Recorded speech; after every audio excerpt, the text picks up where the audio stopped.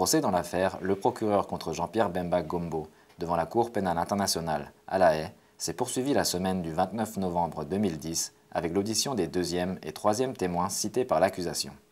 Jean-Pierre Bemba Gombo serait pénalement responsable pour avoir effectivement agi en qualité de chef militaire de crimes contre l'humanité, meurtre et viol, et de crimes de guerre, meurtre, viol et pillage qui auraient été commis sur le territoire de la République centrafricaine au cours de la période comprise approximativement entre le 26 octobre 2002 et le 15 mars 2003. Son procès s'est ouvert le 22 novembre 2010 devant la chambre de première instance 3 de la Cour. Le bureau du procureur a jusqu'ici appelé 3 témoins, à savoir le témoin 38, le témoin 22, ainsi qu'un témoin expert, le docteur Adeyinka Akinsulure Smith. Madame le témoin 22 a commencé sa déposition le mardi 30 novembre 2010. Protégée par le recours à un pseudonyme, l'altération de sa voix et la distorsion de son image, elle a également bénéficié de la présence d'un psychologue ainsi que d'un membre de l'unité d'aide aux victimes et aux témoins pendant son témoignage. Au cours de l'interrogatoire du bureau du procureur, représenté par maître Petra Knoyer, le témoin a notamment déclaré avoir été victime de violences sexuelles perpétrées par des rebelles armés alors qu'elle se trouvait dans la maison de son oncle dans les alentours de Bangui. Selon ses déclarations, des Banyamulenge se seraient introduits dans la maison un matin et l'auraient violée puis commis des actes de pillage. Il m'a braqué avec son arme, il m'a jeté sur le lit et il a pointé l'arme sur mon cou. Il a sorti un petit couteau et il a arraché ma culotte ainsi que mon slip, il a jeté cela. Et il a écarté mes jambes de force et il a couché avec moi. Pendant qu'il couchait avec moi, les autres étaient aussi dans la chambre. Il y en avait qui fouillaient le placard, qui prenaient les habits, qui prenaient tout ce qu'ils trouvaient dans la chambre.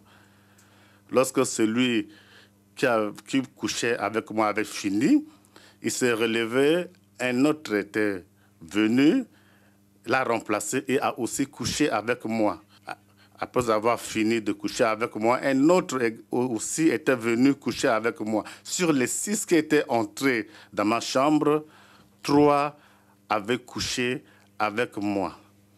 Patassé leur a donné instruction, leur a dit qu'à PK12, tous ceux qui avaient de la clôture autour de leur maison, ce sont ces gens-là qui abritaient les rebelles.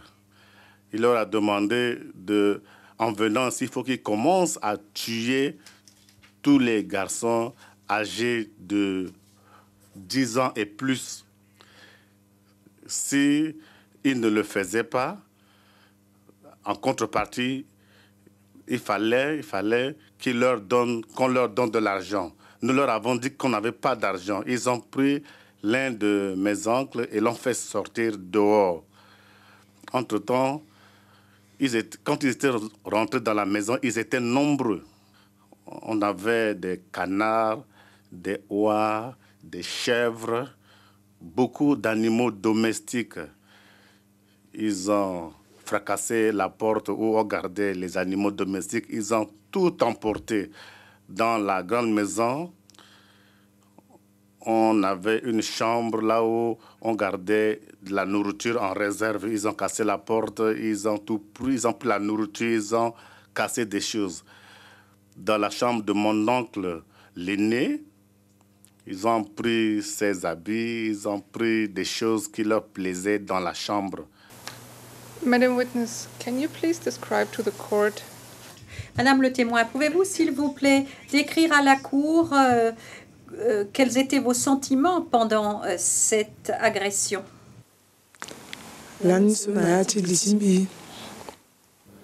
Lorsqu'ils m'ont brutalisé, après je me suis relevé, j'ai retrouvé toute ma famille et nous avons fui. Ce jour-là, je voulais me suicider. Le témoin a par la suite répondu à une série de questions des représentants légaux des victimes, dont celle de maître Asingambi Zarambo. Votre oncle, le plus âgé, qui s'est toujours occupé de vous depuis votre plus tendre enfance, est décédé. C'est ce que vous nous avez dit. Votre fiancé a rompu avec vous. C'est ce que vous avez aussi dit. Alors je vous pose la question, Madame le témoin, de savoir, depuis lors, et vous, vous êtes ici à La Haye, depuis lors, qui s'occupe de votre enfant, puisque par ailleurs, vous disiez que vous n'aviez pas de travail.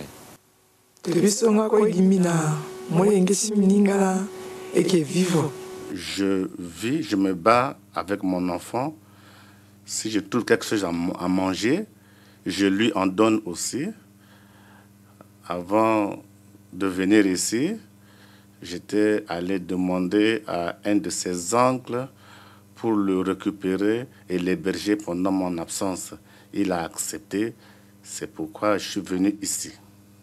Ce fut ensuite au tour de l'équipe de défense de M. Bemba Gombo de mener son contre-interrogatoire du témoin 22.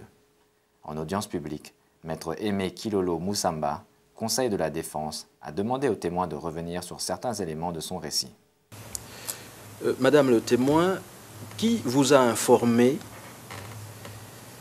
après les événements que c'était les Banyamulenge qui vous avaient agressé et que votre maison était montrée du doigt?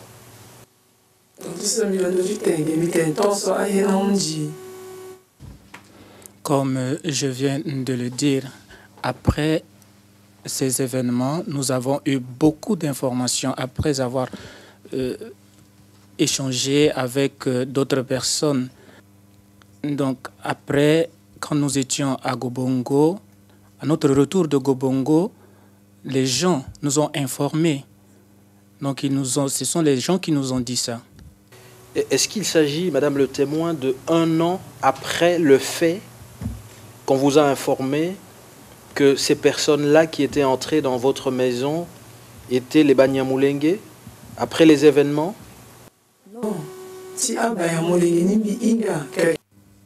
Non. Je savais que c'était les Banyamulenge qui sont rentrés chez nous. Mais quant à notre maison qui était doigtée et qui devait être brisée, je savais que c'était eux. Cette semaine d'audience a également été marquée par la déposition d'un témoin expert, le docteur Adeyinka Akinsulure-Smith. De nationalité américaine, Madame Akinsulure-Smith exerce actuellement les fonctions de psychologue conseil à l'Université de New York. Son témoignage devant la Chambre a notamment porté sur un rapport qu'elle a établi au sujet des comportements et traumatismes subis par des personnes victimes de violences sexuelles en République centrafricaine. What are the age groups of those survivors who were victims of sexual violence in that program? Et quel est le groupe d'âge de ces personnes qui étaient victimes de violences et de sévices sexuels? You know, in our program, we work with children all the way up to adulthood. Réponse: dans notre programme, nous travaillons avec des enfants, donc depuis l'enfance jusqu'à l'âge adulte, et je dirais, concernant ceux avec qui j'ai travaillé personnellement, que probablement, je dirais que c'est à 18 ans et plus. Oui, les victimes qui font partie de ce programme, si j'ai bien compris, ont été victimes de crimes. You know, some of them are torture, related to war. En raison de leurs opinions politiques différentes. Il y a eu donc des sévices sexuels, des personnes qui ont été passées à tabac, les violences sexuelles dues à une ou plusieurs personnes, donc des personnes passées à tabac. Certains ont été le témoin de ce que les membres de leur famille ont pu subir. D'autres ont vu leur maison brûler, ont perdu leurs biens, ont dû fuir leur pays, ont dû se déplacer d'un endroit à l'autre à l'intérieur de leur pays, etc., etc. Were any of these victims?